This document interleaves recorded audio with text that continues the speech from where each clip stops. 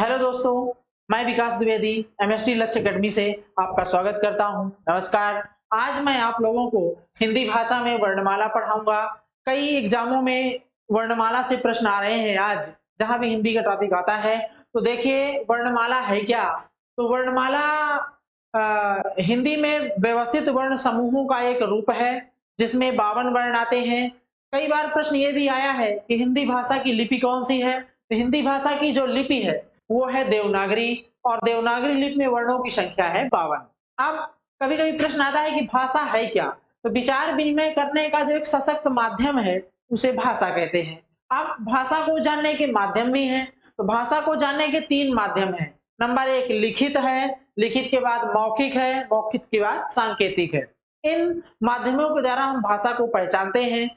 अब जब इनका लिखित रूप दे दिया जाता है, तब वहाँ वर्णमाला की आवश्यकता होती है। तो हिंदी की जो लिपि है देवनागरी, उस देवनागरी लिपि में वर्णों की संख्या 52 है।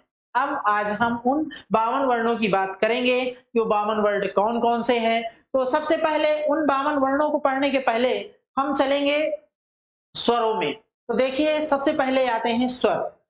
अब स्वर है क्या? तो वे वर्ण जो स्वतंत्र रूप से बोले जाते हैं, उन्हें स्वर कहते हैं। स्वर निर्बाध रूप से मुख से निकलते हैं। ये किसी दूसरे वर्ण पर आश्रित नहीं होते, और हिंदी में जो स्वरों की संख्या मानी गई है, वह है 11।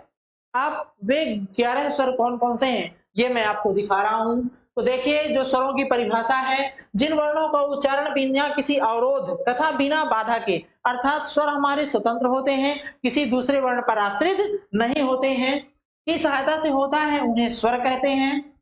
जिन स्वरों का उच्चारण में कम समय लगता है, उन्हें क्या कहते हैं? तो ह्रस्व स्वर। अब ये जो 11 हमारे स्वर हैं, इन स्वरों को भी 3 वर्गों में बांटा गया है।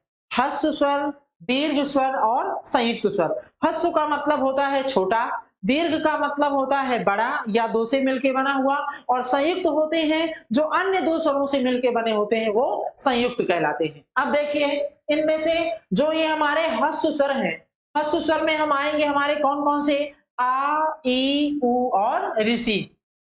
ये 4 हो गए। उसके बाद हम चलते हैं, इन्हें मूल स्वर भी कहा गया है। तो कभी-कभी प्रश्न आता है कि हिंदी में मूल स्वरों की संख्या कितनी है, जिसे हम आगे टोटल करके सब आपको दिखाएँगे, और प्रायः प्रश्न स्वरों में यहीं से बनता है कि जो मूल स्वर हैं, मूल स्वरों की संख्या भी 4 मानी गई है, आ, ई, उ और ऋषि। मूल स्वर के बाद हम बात करेंगे दीर्घ स्वरों की। तो जो हमारे दीर्घ स्वर हैं, दीर्घ मतलब होता है बड़ा, ये आ, ई, उ, ये हमारे दीर्घ स्वर माने गए हैं। दीर्घ का अर्थ ही होता है जो अपने ही जाति से मिलके बना है, और ये जो आ है, ई है, उ है, ये अपने ही जाति से मिलकर के बने हुए हैं। अब इनमें देखिए किस प्रकार से जो ये हमारा आ है, आ, आ मिलके बना है आ और आ से आ।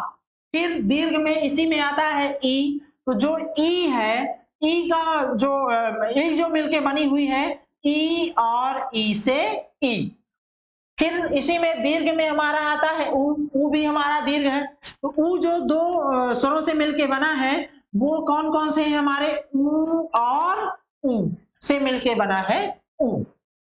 ये अब कई बार परीक्षाओं में प्रश्न आते हैं कि जो ई है वो किन 2 स्वरों से मिलके बनी है? तो ई और ई से। आ किससे मिलके बना है? आ और आ से। ऊ जो मिलके बना है वो ऊ और ऊ से।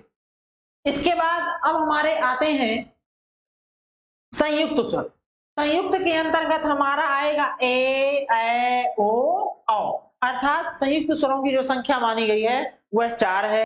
अब ये 4 संयुक्त क्यों कहलाते हैं? क्योंकि ये भी अन्य 2 स्वरों के मिलने से बने हैं। अब हम इनकी बात कर रहे हैं। ये जो हमारे संयुक्त स्वर हैं, देखते हैं किन-किन वर्णों से ये मिलके बने हैं। तो संयुक्त में हमारा आता है ए, ऐ, ओ, औ। आज हम इनकी बात कर रहे हैं। देखिए इसमें है ए जो हमारा मिलके बना है वह है आ और ई से ए। फिर इसके बाद आता है ऐ।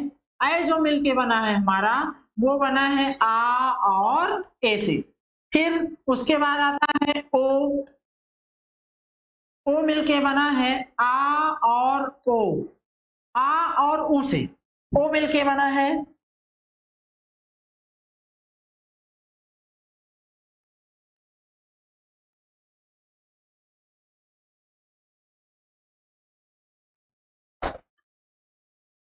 आ और उ से मिलके बना है ओ। उसके बाद आते हैं हम औ में। औ जो मिलके बना है वो है आ और ओ से औ।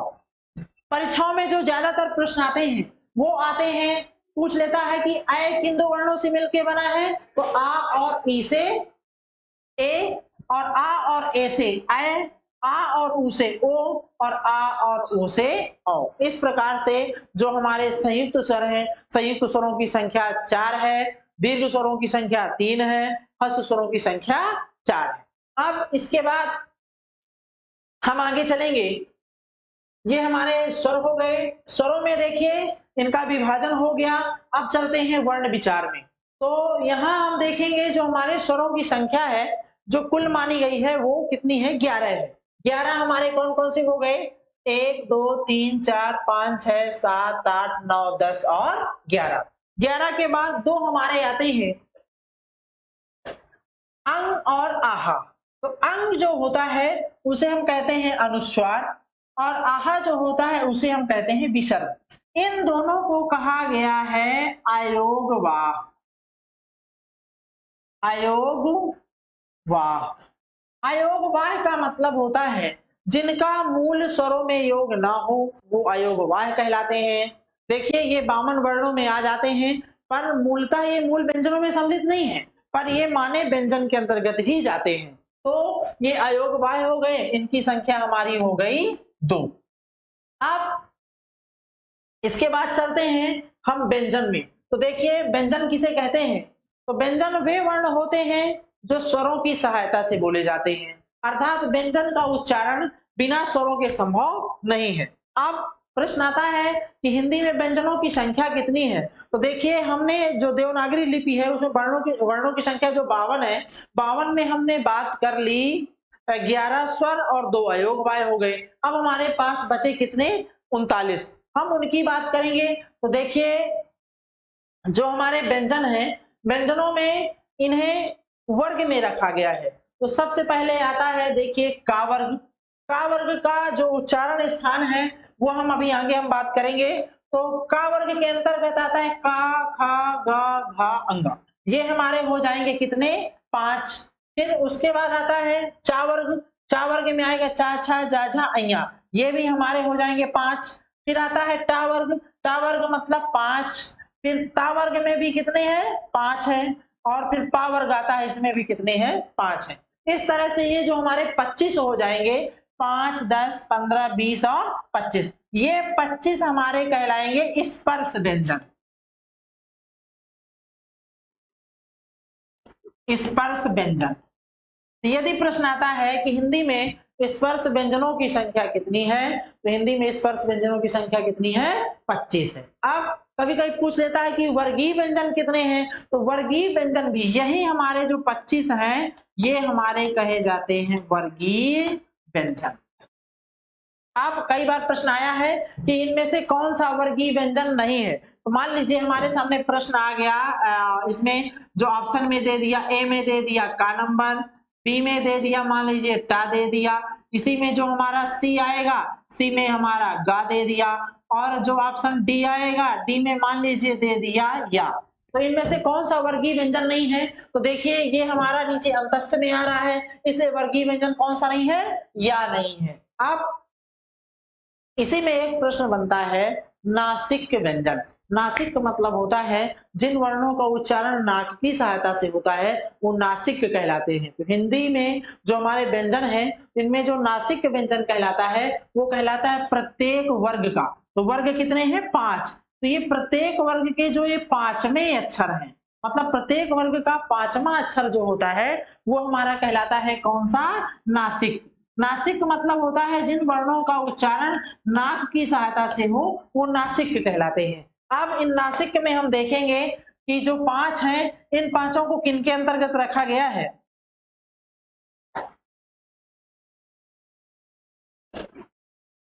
ठीक है, अब इसके बाद आगे चलते हैं। नासिक के बाद इनका पहले देखिए आप, ये जो का वर्ग हो गया, अब अंतस्थ आता है। वर्ग के बाद जब हम आगे चलते हैं तो वर्ग के बाद आता है अंतस्थ व्यंजन। अंतस्थ मतलब होता है जिन वर्णों का उच्चारण हमारे अंदर से होता है, अर्थात इनको उच्चारित करते समय हमारे अंदर से आभास होता है कि ये निकल रहे हैं। जैसे अंतस्थ व्यंजनों की संख्या कौन कौन सी है? या, रा, ला, वा। तो या, रा, ला, वा ये हमारे अंतस्थ कहलाते हैं। उसके बाद आता है ऊष्म। ऊष्म का अर्थ होता है जिन वर्णों का उच्चारण करते समय नाक और मुख से गर्म हवा निकले, ये हमारे ऊष्म कहलाते हैं। ऊष्म के अंतर्गत कौन कौन से आते हैं? तो शा, शा, शा और हा। इस प्रकार से ये जो हमारे हो जाते हैं, यहां तक हम काउंट करेंगे तो ये पूरे हमारे हो जाते हैं 33। तो ये 5 इस लाइन में हो गए, 5 पचम 25 वर्गीय व्यंजन हो गए, 4 हमारे अंतस्थ हो गए, 4 के बाद ये 4 हमारे ऊष्म हो जाएंगे। तो ये जो हमारे 33 हैं, ये 33 हमारे कहलाते हैं। हिंदी में जो मूल व्यंजन है वो 33 है। ठीक, इसके बाद दोस्तों आप ये देखिए, आगे बढ़ेंगे हम संयुक्त व्यंजन। अब इसमें जो हमारे संयुक्त व्यंजन माने गए हैं वो कौन कौन से हैं? जिस प्रकार से हम स्वरों में बात किए थे ना कि संयुक्त हमारे कौन कौन से हैं? ए, ऐ, ओ, औ। ऐसे ही हमारे जो व्यंजन हैं उनमें भी संयुक्त हैं। वो कौन कौन से हैं? छा, त्रा, ज्ञा और स्रा। अब इसमें देखिए ये किन दो वर्णों से मिलके बने? क्योंकि जब दो से मिलके बने हैं तभी इनको संयुक्त कहा गया है। अब देखिए यहां से भी प्रश्न आता है, स्वरों से पूछता ही है, व्यंजन से भी पूछता है कि ये किन दो वर्णों से मिलके बने हैं। देखिए अब हम उनकी बात कर रहे हैं। तो पहला आएगा इसमें देखिए छा, त्रा, ज्ञा और स्रा। तो जो छा है हमारा वो मिलके बना है का और शा से। त्रा मिलके बना है हमारा किससे? ता और रा से। ज्ञा मिलके बना है हमारा किससे? जा और या से, या। फिर उसके बाद आता है हमारा स्रा। तो स्रा जो हमारा बना है वो सा और रा से। हलंत लगेगा, हल है जिसके अंत में, अर्थात ये पहचान है व्यंजनों की, जब शुद्ध और इनका जब मेल होता है, जो शुद्ध व्यंजन होता है उसमें हलंत लगा रहता है। तो का और सा से मिलके बना है छा, ता और रा से मिलके बना है त्रा, जा और अय्या से मिलके बना है ज्ञा, और सा और रा से मिलके बना है स्रा। इस तरह से ये हो गए हमारे कितने? 4। कई बार प्रश्न पूछा है कि हिंदी वर्णमाला में संयुक्त वर्णों की संख्या कितनी है? तो लोग लगा देते हैं 4, लेकिन ऐसा नहीं है। प्रश्न में पूछा है कि हिंदी वर्णमाला में, तो हिंदी जो वर्णमाला है, वर्णमाला में जब 52 वर्ण है तो उसमें स्वर और व्यंजन दोनों की बात किया है। तो हम जब बात किए थे तो स्वरों में भी कितने आए थे? संयुक्त वर्ण 4। 4 कौन कौन से थे? ए, ऐ, ओ, औ। एक बार देख लेते हैं, ए, ऐ, ओ, औ। ये हमारे हो गए 4। फिर उसके बाद आता है जो हमारे व्यंजन हैं, व्यंजन में भी हमारे कितने हैं? 4। 4 कौन कौन से हैं ये हम बात कर रहे हैं, छा, त्रा, ज्ञा और स्रा। तो 4 ये हो गए और 4 ये हो जाएंगे। तो हिंदी वर्णमाला में जो संयुक्त व्यंजनों की संख्या कितनी हो जाएगी? 8 हो जाएगी। और यदि स्वरों में पूछता है तो 4 और व्यंजन में है तो 4। अब इसी में देखिए ये जो टा वर्ग है, टा वर्ग में हमारे डा और ढा दो ऑप्शन होते हैं, डा और ढा। इसमें डा ढा में ये लिखा हुआ है तो इन्हें दो गुणी कहा गया है। छात्रा ज्ञा के बाद एक ऑप्शन नीचे यहाँ दो गुणी है। तो द्विगुणी व्यंजन कौन कौन से माने गए हैं? देखिए द्विगुणी आते हैं डा और ढा। दो गुणी क्यों कहा गया है? क्योंकि आप इन बिंदी के कारण कहा गया है। देखिए इस वर्णमाला में डा है और ढा है, इसमें यहाँ बिंदी नहीं है, और नीचे जब दो गुणी में आप आते हैं इसमें बिंदी आ जाती है, इसलिए कहा गया कि कहीं आप बिंदी के साथ आते हैं और कहीं आप बिना बिंदी के आते हैं, इसलिए इनका रूप दे दिया गया है दो गुणी। अब इन दो गुणी की हम बात करेंगे कि किस प्रकार से ये दो गुणों के रूप में जाने जाते हैं। तो यहाँ लिखते हैं, देखिए एक डा हमारा ये हो गया, दूसरा डा हमारा ये हो गया बिंदी वाला, फिर एक ढा हमारा ये हो गया और दूसरा ढा लिख लेंगे हम ये। अब इनके उदाहरण देखते हैं। तो देखिए पहला डा ये हो गया, तो जिस शब्द का पहला अक्षर डा होता है उसमें बिंदी नहीं लगती।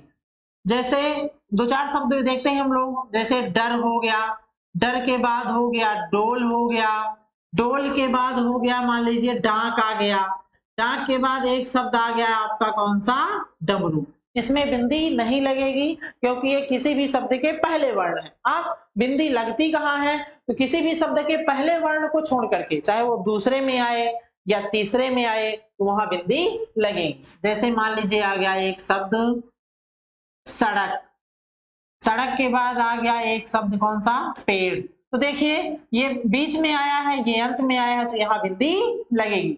ऐसे ही हम ढक्कन में देखते हैं, ढक्कन में जैसे लिखेंगे ढा ढक्कन, ठीक है, तो ढक्कन में अब बिंदी नहीं लगेगी, लेकिन अभी तक हम लगाते रहे, पर जो व्याकरण का नियम होता है कि जिस शब्द का पहला अक्षर डा और ढा हो उसमें बिंदी नहीं लगती है, तो ढक्कन में नहीं लगेगी। ढक्कन के बाद मान लीजिए आ गया क्या, ढोल, ढोल में भी नहीं लगेगी। ढोल के बाद आ गया ढाल, उसमें भी बिंदी नहीं लगेगी। फिर अब ऐसे शब्द देखते हैं जिसका पहला अक्षर ना हो बल्कि दूसरा और आखिरी वाला हो, उसमें बिंदी लगेगी। तो ऐसे शब्द अब देखिए, जैसे मान लीजिए हमें पढ़ना चाहिए, तो पढ़ना में लगेगी क्योंकि मध्य में आया है, पढ़ में लगेगी क्योंकि ये अंत में आया है, इसलिए इनको कहा गया है दोगुणी। आप इनकी जब हम बात करेंगे तो देखिए इस तरह से छात्र आज्ञा हो गया, दोगुणी हो गया। अब प्रश्न आता है कि हिंदी में दो गुणी वर्ण कितने हैं, व्यंजनों में कितने हैं, दो हैं। दो गुणी क्यों कहा गया ये भी हम जान लिए, ये संयुक्त तो हो गया। अब इसके बाद हम आगे बात करेंगे इन स्वरों का कुछ उच्चारण स्थान है।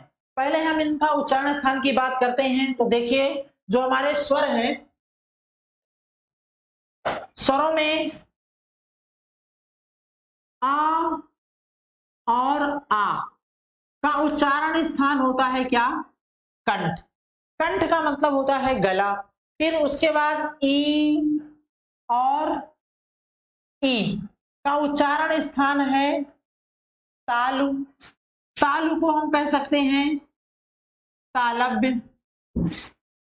फिर आपका आ जाता है क्या, ऋषि।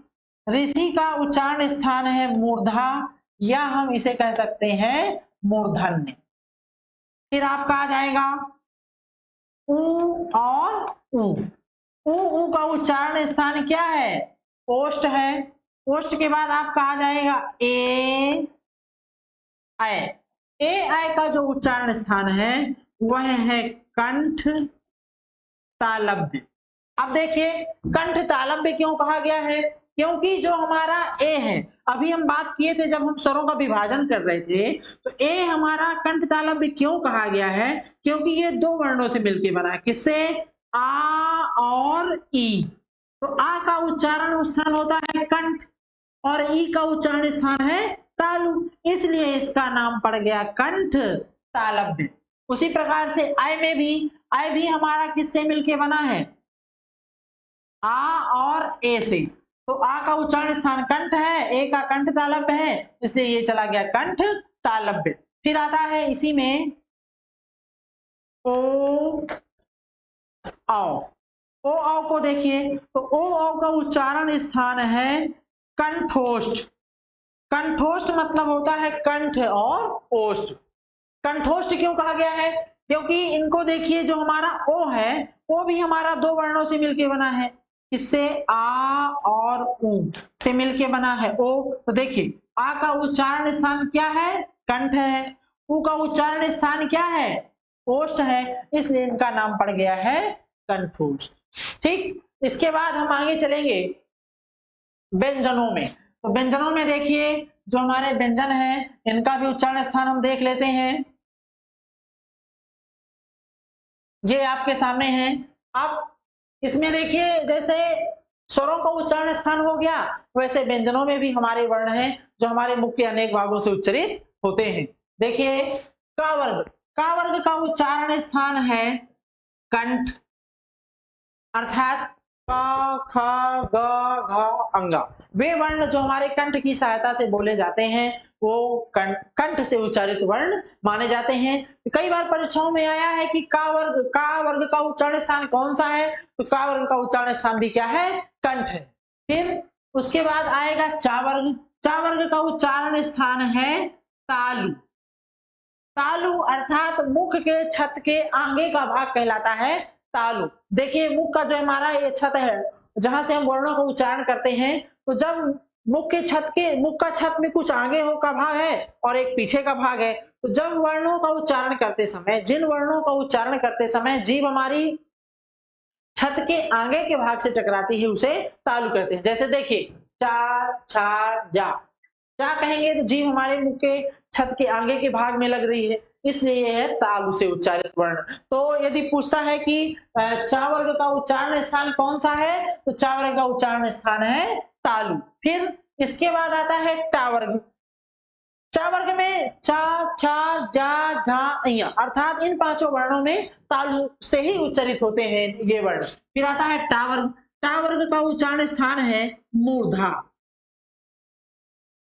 मूर्धा को हम मूर्धन्य भी कह सकते हैं। देखिए अभी जब हम चा वर्ग का उच्चारण कर रहे थे तो चा वर्ग में जीभ हमारी टकरा रही थी छत के आगे भाग से। अब हम बात करेंगे जब टा वर्ग में, तो यही जीभ आती है पीछे मुड़ रही, जैसे हम कहते हैं टा, ठा, डा, ढा, ना, अर्थात वे वर्ण जिनका उच्चारण करते समय जीभ हमारी मुड़ करके पीछे वाले छत के भाग से टकरा रही है वो हमारे कहलाते हैं मूर्धन्य से उच्चारित वर्ण। तो टा वर्ग का उच्चारण स्थान हो गया मूर्धा। फिर आता है ता वर्ग। ता वर्ग का उच्चारण स्थान है दंत।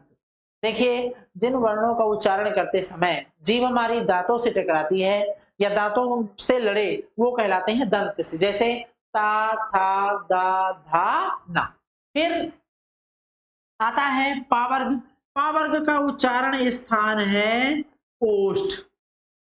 ओष्ठ वे वर्ण जिनका प्रयोग उच्चारण करते समय ओष्ठ का प्रयोग होता है तो ओष्ठ से उच्चारित वर्ण कहलाते हैं। अर्थात कौन सा वर्ग, पा वर्ग। पा वर्ग में कितने हैं, 5 हैं।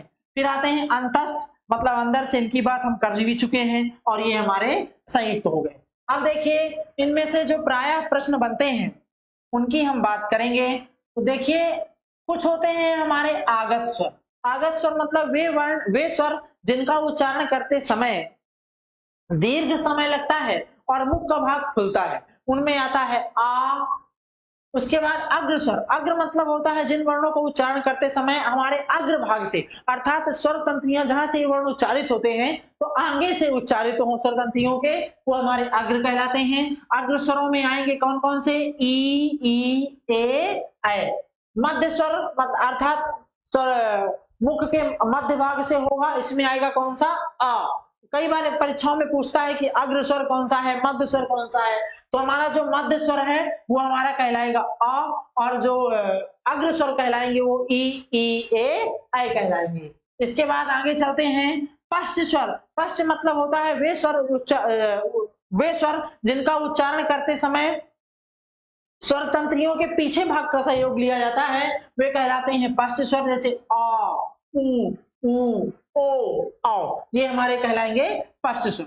समृत मतलब होता है मुख के सीधे भाग से जो स्वर उच्चारित हो वो समृत कहलाएंगे। उसमें आएगा ई, उ, अर्थात हर्ष और दीर्घ दोनों स्वर इसमें आ जाते हैं। अर्ध समृत में आते हैं कौन कौन से, ए और ओ।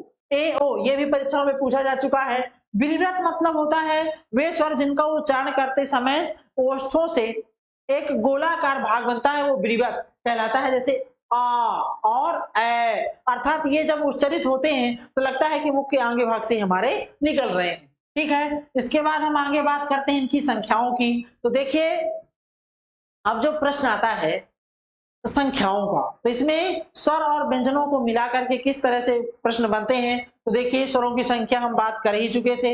हिंदी में स्वर कितने हैं, 11 हैं। अयोगवाह कितने हैं, 2 है। प्रश्न आता है कौन कौन से हैं, तो अंग और आहा है। अब कुल व्यंजनों की संख्या, तो जो हमारे कुल व्यंजन है 39 की हम बात किए थे, लेकिन यहाँ जो कुल पूछ लिया है, कुल में हमारे अंग और आहा को भी सम्मिलित कर लिया है। तो अंग और आहा मिलाकर के कुल व्यंजनों की संख्या हो गई, कितनी हो गई, 41 हो गई। इन 41 में हम देखेंगे कौन कौन से आए हैं। तो देखिए जो हमारे 11 स्वर 41 में 33 हमारे हो गए कौन से, व्यंजन हो गए। 33 के बाद 4 हमारे कौन से हो गए, संयुक्त हो गए। 4 हमारे अंतस्थ हो गए। तो 33 4 37, 37 4 41। ठीक है, इस तरह से हमारे 41 हो गए। उसके बाद मूल व्यंजनों की संख्या, तो जो मूल व्यंजन है उन्हें हम 33 माने हैं, इसकी भी बात हम कर चुके हैं। कि का वर्ग हो गया, मतलब पांचों वर्ग हो गए और अंतस्थ और ऊष्म हो गए, ये मिला के हमारे हो जाते हैं 33। अर्थात कभी कभी प्रश्न आता है कि आजकल परीक्षाओं में देखने को मिल रहा है कि हिंदी में जो मूल व्यंजन है वो कितने हैं, हिंदी में मूल व्यंजनों की संख्या 33 है। इसके बाद आगे चलेंगे, उक्षिप्त व्यंजन। उक्षिप्त व्यंजन जो हमारे कहलाते हैं वो हमारे कहलाए गए हैं डा और ढा। इन्हें दो गुणी भी कहा गया है और उक्षिप्त भी कहा गया है। फिर उसके बाद अंतस्थ व्यंजनों की संख्या कितनी है, 4 है। अभी हम पीछे बात कर चुके हैं, जो हमारे अंतस्थ व्यंजन है वो 4 है। फिर देखिए ऊष्म व्यंजन कितने हैं, तो ऊष्म व्यंजनों की भी जो संख्या मानी गई है वो कितनी है, 4 है। कौन कौन से, शा, शा, शा और हा। फिर आगे देखते हैं आगत व्यंजनों की संख्या। ये भी प्रश्न आया है कई बार कि आगत व्यंजनों की संख्या कितनी है, 2 है। फिर देखिए संयुक्त व्यंजन। संयुक्त व्यंजन कौन कौन से हैं हमारे, छा, त्रा, ज्ञा और स्रा। अभी हम पिछले देखे हैं कि जब हम चारों को इनको विच्छेद किए थे कि किन किन वर्णों से मिलकर बने हैं, ए, ऐ, ओ, औ। जैसे स्वरों में थे वैसे व्यंजनों में है छा, त्रा, ज्ञा और स्रा। तो ये हमारे संयुक्त हो गए। ये यहाँ लिखा है भैया, देखिए छा किन दो वर्णों से मिलकर बना है, का और सा से, त्रा, ता और रा से, ज्ञा, जा और या से। फिर देखिए इसके बाद आगे बढ़ते हैं, का वर्ग, चा वर्ग, टा वर्ग, ये हम सब ध्वनियां इनकी पढ़ चुके हैं अभी। फिर आता है अंतस्थ व्यंजन, ये ऊष्म हो गए। आगत, अभी वहां बात आई थी आगत। आगत मतलब होता है जो नई भाषाओं को प्रयोग करने में प्रयोग किए जा रहे हैं वो हमारे आगत कहलाते हैं। आगत की जो संख्या कितनी है, 2 है, जा और हा। संयुक्त ये हमारे लिखे हैं। अर्ध स्वर हमारे हैं या और वा, अर्थात ये अर्ध स्वर, इनका उच्चारण करते समय अर्ध स्वर का आभास होता है, इसलिए इनकी संख्या मानी गई है 2, या और वा। लुंठित वर्ण कौन सा है, रा है। पार्श्विक वर्ण कौन सा है, ला है, क्योंकि हमारे मध्य भाग से उच्चारित होता है। अब देखिए इसमें अब आगे प्रश्न बनता है ऊष्म संघर्षी व्यंजन, अर्थात जिन वर्णों का उच्चारण करते समय नाक और मुख से ध्वनि निकलती है और गर्म हवा जैसे महसूस होता है वो हमारे क्या कहलाते हैं, ऊष्म कहलाते हैं। अर्थात सकार जैसी ध्वनि आती है, इसमें आएंगे शा, शा, शा और हा। ठीक है। फिर देखिए अब इसके बाद हम आगे चलते हैं, जो परीक्षाओं में प्रश्न आता है आजकल, घोष क्या है, अघोष क्या है, सघोष क्या है, अल्प प्राण क्या है, महाप्राण क्या है। तो देखिए घोष किसे कहते हैं, तो जिन वर्णों का उच्चारण करते समय अल्प प्राण, महाप्राण, घोष, अघोष, तो घोष वे वर्ण कहलाते हैं जिनका उच्चारण करते समय स्वर तंत्रियां झंकृत होती हैं। अर्थात जिन वर्णों को उच्चारण करते समय स्वर तंत्रियों में कंपन होता है वे हमारे क्या कहलाते हैं, घोष कहलाते हैं। घोष को ही सघोष कहा जाता है। तो देखिए इसमें हमारे प्रत्येक वर्ग का कौन सा, तीसरा, चौथा, पांचवा वर्ण। जैसे मान लीजिए हमारे पास लिखा है क्या है, हम यहाँ एक बार उदाहरण देके भी समझ रहे हैं। जैसे का, खा, गा, घा, अंगा, ये हमारे 5 वर्ण हैं, ये वर्ग कहलाएंगे। वर्ग कितने हैं, 5 हैं, पीछे हम बात कर ही चुके हैं अभी। अब देखिए इसमें जो जिनमें कंपन होता है, जैसे हम कहते हैं क, खा, क, खा में कंपन नहीं हो रहा है, लेकिन हम कहते हैं ग, घ, अंगा, अर्थात गा, घा, अंगा। तो जिन वर्णों के उच्चारण में स्वर तंत्रियां कंपित हो, झंकृत हो, वे हमारे घोष वर्ण कहलाते हैं। तो जो घोष वर्ण है वो कौन कौन से हैं, तो प्रत्येक वर्ग का तीसरा, चौथा, पांचवा वर्ण।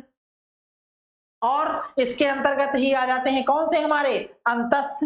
अंतस्थ कौन कौन से हैं हम अभी बात कर चुके हैं। अंतस्थ हैं हमारे या, रा, ला, वा, ये अंतस्थ हो गए। फिर इसी में आ जाता है हा। हा को भी अंतस्थ के अंतर्गत सम्मिलित किया गया है। अब आते हैं अघोष। अघोष वे वर्ण कहलाते हैं जिनका उच्चारण करते समय स्वर तंत्रियां झंकृत ना हो, वे हमारे कहलाएंगे कौन से, अघोष कहलाएंगे। अघोष के अंतर्गत आते हैं प्रत्येक वर्ग का प्रथम और द्वितीय। अब इसमें जो बचा हो अर्थात पहला और दूसरा, जैसे हम कहते हैं का, खा, का, खा में कोई कंपन नहीं होता है, इसलिए ये हमारा अघोष कहा जाता है। फिर इसमें आता है प्रथम और तृतीय वर्ण तथा फा को भी सम्मिलित किया गया है, और हमारे इसमें तीनों शा आ जाएंगे। तीनों शा मतलब ये शा, शा और शा, इनको भी रखा गया है अघोष के अंतर्गत। देखिए अब एक बार हम पहले इनके उच्चारण की बात कर लेते हैं। ये हमारे तीनों सा है, श श श, ठीक है। इनका उच्चारण स्थान पहले आप एक बार थोड़ी सी देख लीजिएगा।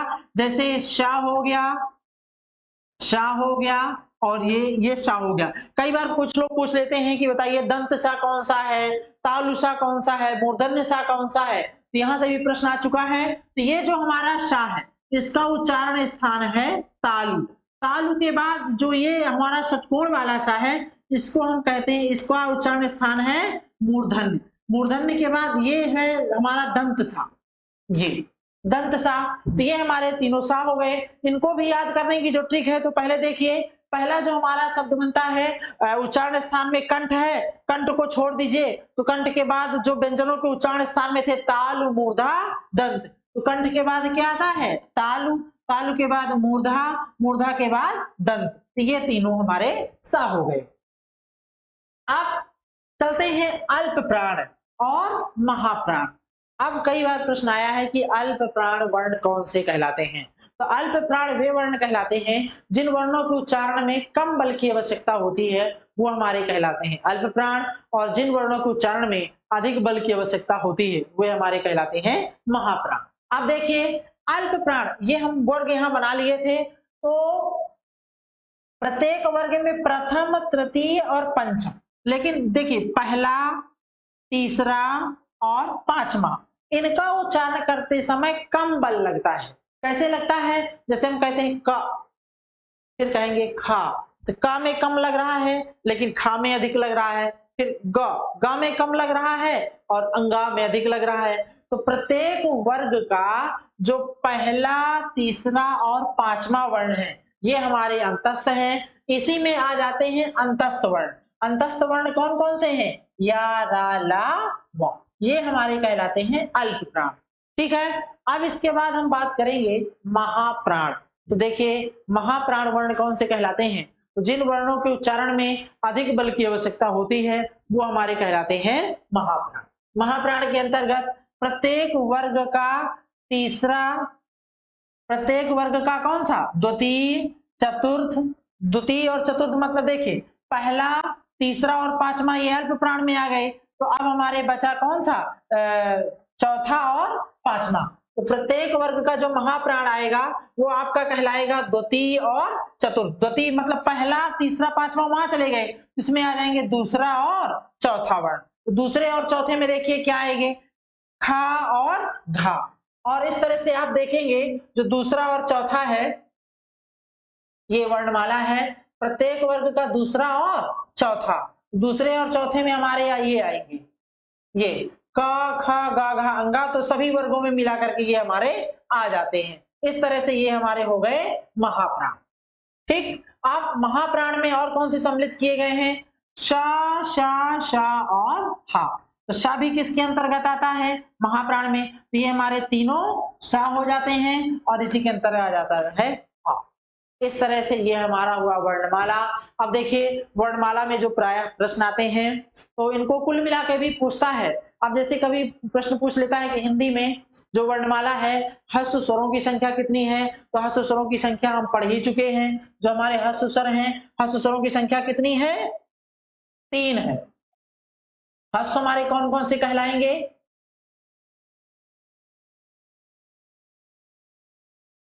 ह्रस्व मतलब होता है छोटा, ये आ, ई, उ और ऋषि। अब इसके अंतर्गत ऋषि को भी सम्मिलित किया गया है। तो जो मूल जो कहलाते हैं, मूल स्वरों में फिर ह्रस्व को भी, ह्रस्व में ऋषि को रख देते हैं। तो आ, ई, उ और ऋषि अर्थात ये 4 हो गए। फिर दीर्घ स्वर कितने हैं? दीर्घ स्वरों की संख्या कितनी हो गई हमारी? तो देखिए दीर्घ स्वरों के अंतर्गत रखा गया है आ, ई, उ। और ये किससे मिलके बने हैं? अपने ही जाति के वर्णों से मिलकर के बने हुए हैं। इस प्रकार से ये हमारी हुई वर्णमाला। वर्णमाला के प्राय प्रश्न कैसे आते हैं ये मैं आपको बताया। लेकिन कई बार एग्जामों में आप जो देखेंगे जो स्वरों से प्रश्न आता है तो यही आता है कि हिंदी में स्वर कितने हैं, और ऑप्शन में दिया रहता है। प्रायः छात्र इसी में गलती करते हैं। तो जो स्वरों की संख्या है ऑप्शन में दे देता है, ए नंबर में दे दिया 11, फिर दे दिया 12, और सी में दे दिया आपका 13, और डी में दे दिया 10। और प्रश्न पूछ लेता है कि हिंदी में स्वर कितने हैं? तो भी हम लगा देते हैं गेरा, कुछ लोग गेरा, कुछ लोग बारा। तो देखिए, चाहे वो स्वरों में पूछे कि हस्व स्वर कितने हैं या मूल स्वर कितने हैं, या पूछे कि हिंदी में कुल स्वर कितने हैं, तो हिंदी में जो स्वरों की संख्या मानी गई है वो है 11। चाहे कुल स्वर पूछे तो भी 11 है, स्वर पूछे तो भी 11 है, और यदि प्रश्न आता है कि हिंदी में स्वरों की संख्या कितनी है तो भी स्वरों की संख्या 11 है। ठीक है, तो ये इस तरह से ये हमारा टॉपिक हुआ। इसके बाद हम अब आगे बात करेंगे वर्णमाला के बाद संज्ञा और सर्वनाम में, इसकी क्लास आगे